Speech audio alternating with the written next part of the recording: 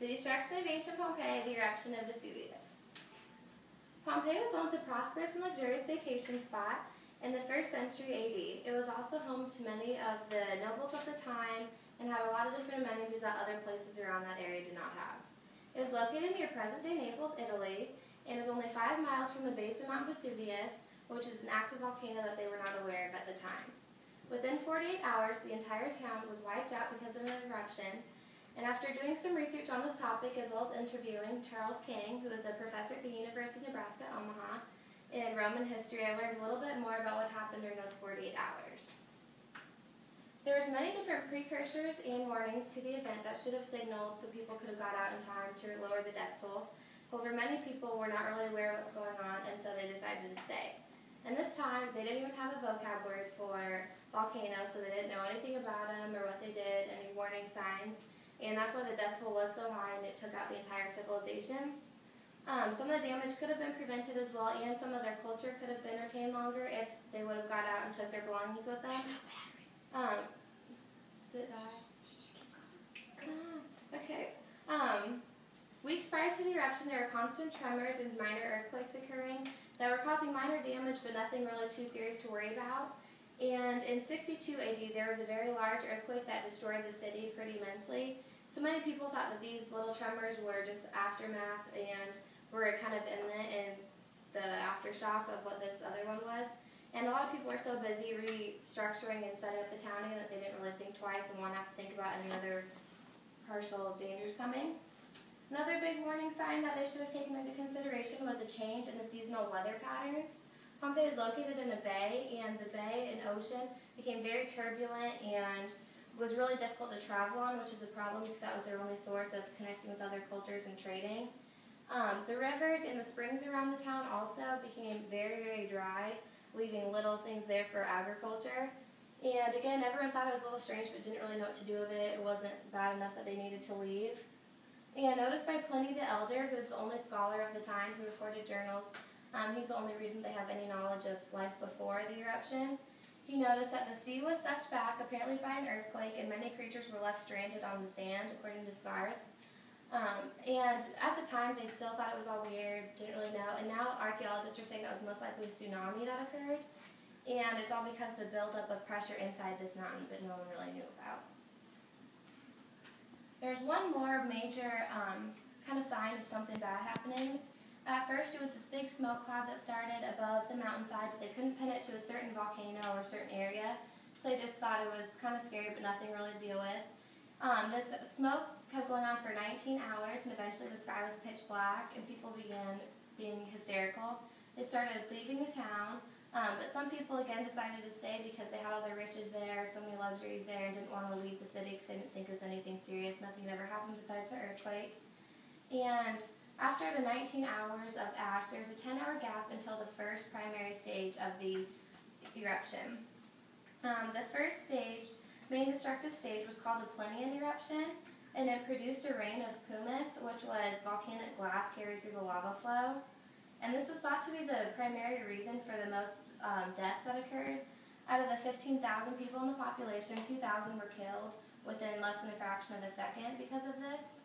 And they said it was so fast, it vaporized all the main internal organs like the brain, heart, lungs. So people didn't really feel anything, which is probably good, but it's still. And they could tell all this by plasters. The second main destructive stage was the pyroclastic flow, which burned and suffocated the remaining stragglers, according to David Stewart with the Smithsonian. The pyroclastic flow actually was the best thing that could have happened if not taking into consideration the damage, because it acted as a natural preservative, so that's the only way that they could go back and look at the remains that were there. People became trapped by the falling ash and the pumice. Most of the city was abandoned. However, everyone that did remain was killed pretty quickly. And after all the eruption was finalized and done, there was the whole town was covered in 10 feet of different kind of volcanic debris.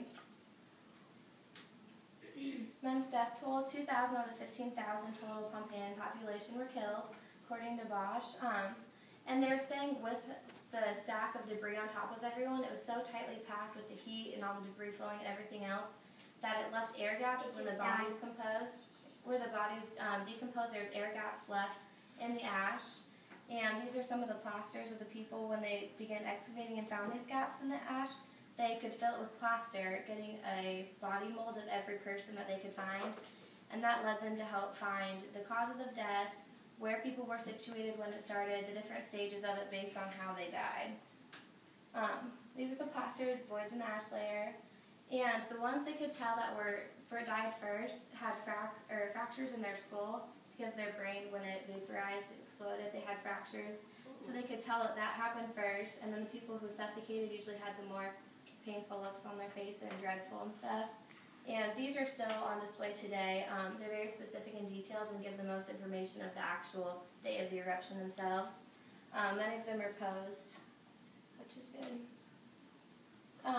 Excavating Pompeii, that started accidentally when they were trying to build a channel. They ran into some ruins and decided to take interest in it. It's the only knowledge that they have based on the excavation of what actually happened and the actual civilization of Pompeii itself, because everyone who left before the eruption started didn't take anything with them. By the time they found it, were already dead. They learned the cause of death from the plasters. They thought that the civilization was buried for centuries, but it turns out it was actually found very close after the eruption happened, and people were finding it and reburying it because the Romans who lived there had a lot of different kind of like sexual things in their art and artifacts, and people at the time thought it was too inappropriate to show anyone.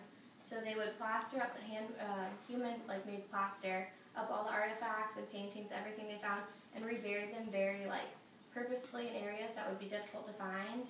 And the last thing found was in 1978 because of rainfall. They actually found some more things that people were hiding away and other things like that. It was actually open for public viewing under King Francis of Naples. And by the time he went through the excavation and saw the different kind of sexual things and all that artifacts, he decided it was too inappropriate for his time as well. Closed down it, stopped the excavation.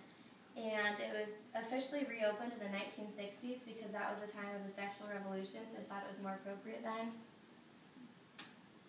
It was accidentally rediscovered in 1748. By that time, it was too late to rebuild, and all the damage was done. They would have had to rebuild from scratch completely, so it was never back to the way it was originally. And the location, after the volcano erupted, it changed the geography of the land, blocking it for most rivers and streams and pushed it more inland when the top of the volcano blew off, so it was just not a good spot. It was never restored. As of today, only 2/3 of the Pompeii is actually excavated.